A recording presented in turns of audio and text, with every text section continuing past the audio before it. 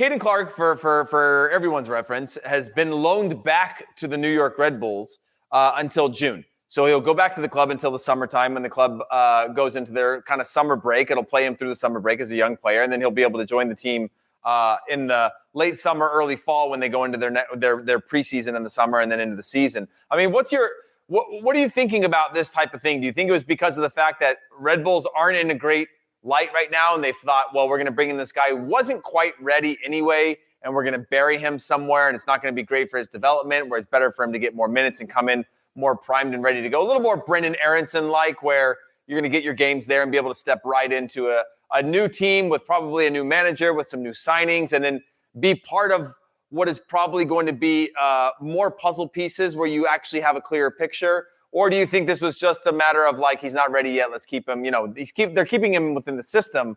But I mean, what's your takeaway from all this?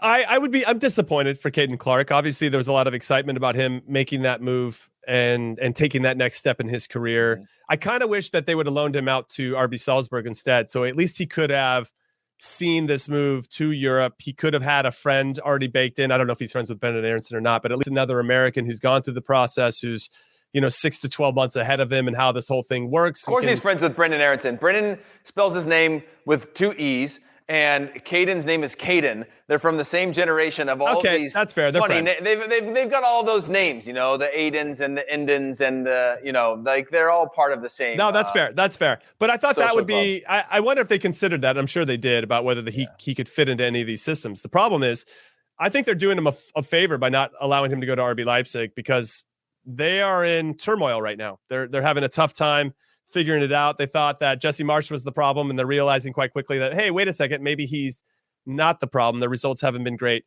as of late. Now they're going to start kicking in again. But Domenico Tedesco, yes, he's inherited a great team with a lot of talent, but is he figuring out how to get the most out of them? And when you look at their team with Dominic Szoboszlai in that spot, and Kunku has been very good this season, you got players that are already in the positions that Caden Clark would be competing for. And I just don't know. You got Emil Forsberg. You got all these guys that, all right, he's just going to come and probably just practice with us. And right now, I think they might be saved him a bit to see that drama. Maybe not. Maybe that experience, we could argue the other side of it, that would be a really valuable experience for him to learn, to see what that adversity looks like, and to see how other pros go through it. But in terms of what somebody said in the chat, it's only a good transfer if the player gets minutes and gets to play. Now, I think they have to fight and earn it. I think that's, nothing should be handed to them. So there's still an element of that. But it would have been cool for him to go to RB Salzburg as his loan, as opposed to the Red Bulls, because now it feels like he's going back to the club almost with his tail between his legs, And I'm kind of curious to see how he overcomes that, because he wasn't even really playing much. I'll tell you, he's still getting paid at RB Leipzig wage. I promise you that. So I think on that context, it's probably not bad. But I agree with you, not so much on the tail between the legs, but I look at it, and the only downside that I have is, when I think about Caden Clark, I actually think about Brenden Aaronson in terms of the energy, the confidence. They have this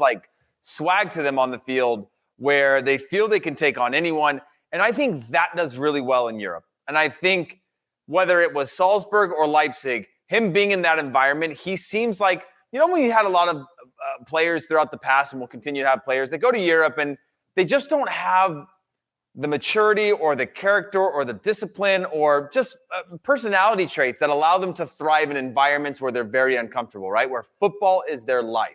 Mm-hmm. And when I think about Caden Clark and I watch the way that he plays and I watch the way that he trains, he seems like one of these guys that wants to be immersed into the Red Bull philosophy and the system and train twice a day and be in these environments similar to Brenden Aaronson. And so that's the only disappointing part for me. I do think he'd be buried in the lineup for the short term. He's only 18 years old. Mm-hmm. I think 19, 20 is probably a little bit of a safer bet. Brenden Aaronson going over at 20, I think he's 21 now, seems a little bit more mature than Brenden Aaronson at 19 or even 18. So I think there is time there. I don't think we're losing that. He's going to continue to get games at the New York Red Bulls as opposed to being loaned out some other random place like Melbourne or something like that, random where it's about he's now got to compete. So, yeah, I'm a little disappointed because I wanted to see him challenge himself, and he was one that I have kind of earmarked for a potential slip into the national team for the World Cup. But I think now there's no chance that he really breaks into the national team over the next year being in Major League Soccer, unless he has a standout like MVP type of year. Do you disagree before we head on to Bryan Reynolds? No, I don't disagree. I think that you're making some really good points, and I've got nothing else to add. Yeah, I'm super smart, Jimmy. I'm super smart. And you are, and handsome as well. Sometimes sometimes there's just nothing you can say back. You know, you're the total package. I was actually looking forward to Bryan Reynolds a little bit because it looks like he is going to come back to MLS from AS Roma. Now, Roma paid $8.5 million for him, even though he had only made 15 starts in MLS. I mean, in comparison, Brendan Aronson went for $6 million to RB Salzburg, which I think is looking like a pretty good deal. After 2 full seasons as a teenager. Yes, exactly. I mean, it's just Brendan Aronson. I look forward to getting into our power rankings. I'm curious to see where you put him in the top 10.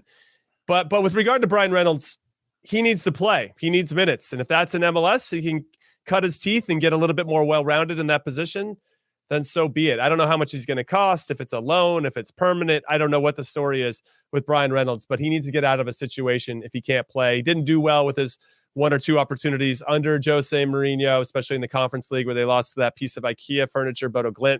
And he was on the team for that one. And I just don't know if it's working out. I think he's going to learn a ton from this experience, probably more as a human being and probably a little bit as a player too. But he probably wasn't ready to make that jump. And now I'm kind of curious to see what he does next. And maybe putting his tail between his legs is a bit derogatory, and maybe I shouldn't have phrased it like that. But he's going to have to come back, maybe take 1 step back to take 2 steps forward in the future. And I'm curious to see which team he lands and which team wants to take a stab on him, to be honest, because I think he's going to be pretty pricey. And again, he's only had 15 MLS starts. It's not like he's coming in with a ton of experience in a particular position if you're one of the teams that needs the right back. Yeah, it's weird. When I think about Bryan Reynolds, I cannot, other than little flashes where he's played with the national team and you go, wow, you can see he's got kind of like that cheeky style of play, technical, quick, explosive, wants to get at guys on the dribble. Outside of that, I'm like, I don't know what kind of player Bryan Reynolds is. I couldn't tell you what kind of player Bryan Reynolds is because I haven't seen enough of him ever, right? Where you could see the potential on his full field sprints and runs just the same way that you can see Justin Che right now for being linked to a number of clubs as well. You go, okay, there's something there, but you see that from everybody. I haven't seen any sample size that tells me this player has the ability to take some of this raw tool, some of these raw goods and turn them into some sort of material. And so I think a move to MLS doesn't excite me much, to be honest with you. I would love to. Neither does a move to Belgium. I've seen Club Brugge and Anderlecht being another. Yeah. So. But again, it's minutes. Like if he can go get minutes and prove himself, I think Belgium's a nice.